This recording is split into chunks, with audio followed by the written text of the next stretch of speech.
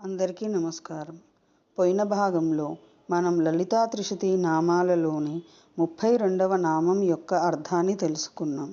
ఈ భాగంలో 33వ నామం యొక్క అర్థాన్ని తెలుసుకుందాం. అస్మద్గురు దివ్య చరణారవిందాభ్యాం నమో నమః. అశేషజనమోహినీం అరుణమాల్యభూషాంబరాం జపాకుసుమభాసురాం జపవిధౌ స్మరేదంబికాం. శివాయ గురవే నమః. శ్రీగురు పదాంభుజములకు సభక్తికమైన ప్రణామాంజలి సమర్పణతో శ్రీ లలితా త్రిశతి నామ సంఖ్య 33. ఓం ఏకరసాయై నమః. ఓం ఏకరస, ఇది 8 అక్షరముల నామము. ఈ నామంతో మనము అమ్మవారికి సభక్తికముగా నమస్కరించుచున్నప్పుడు ఓం ఏకరసాయై నమః అని పలుకవలెను. ఏకరసము అనగా అభిన్నమైన సామరస్యము కలదని పరాదేవి శ్రీ లలితా మహాత్రిపుర సుందరీదేవి ఏకరస అను నామముతో కీర్తింపబడుచున్నది. రసం హ్యేవా యం లబ్ధ్వా నందీ భవతి.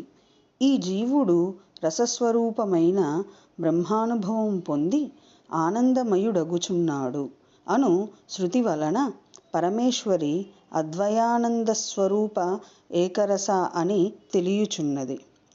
నవరసములలో ముఖ్యమైన శృంగార రసము కలది కాన శ్రీ లలితా మహాత్రిపుర సుందరీదేవి ఏకరస అని గానము చేయబడుతున్నది.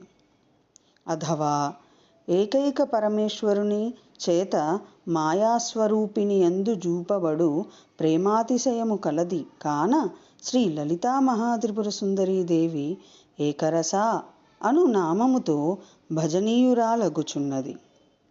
అథవా అద్వితీయుడైన తన భర్తయందే అనురాగమను పేరునొప్పడి రసరూపమైన నిరతిశయ ప్రేమ పరమేశ్వరునికి కలదు కాన ఆమెయందు ఏకరస అను నామము అన్వార్థము.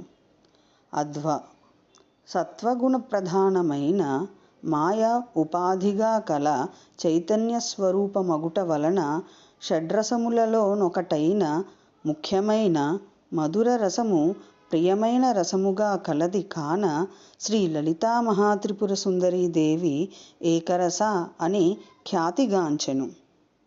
రస్యాః స్నిగ్ధాః అను భగవద్వచనము వలన రుచ్యములు, మృదువులు, స్థిరములు, హృద్యములు అయిన ఆహారములు సత్వగుణ ప్రధానులైన వారికి ప్రియమైనవి అని తెలియుచున్నది. కావున సత్వగుణ ప్రధాన మాయోపాధిక చైతన్య స్వరూపిణి అయిన శ్రీ లలితా పరాభట్టారికకు మధుర రసము అత్యంత ప్రియమని గ్రహించనగును. శ్రీ లలితా మహాత్రిపుర సుందరీదేవి శుద్ధసత్వ ప్రధానమైన మాయాశక్తి అనియు తెలియునగును. ఓం ఐం హ్రీం శ్రీం ఏకరసాయై నమః. శివశక్తి రూపాయ నమః శివాయ. ఓం ఐం హ్రీం శ్రీం శ్రీమాత్రే నమః. సర్వం శ్రీ సద్గురు దివ్య చరణారవిందార్పణమస్తు.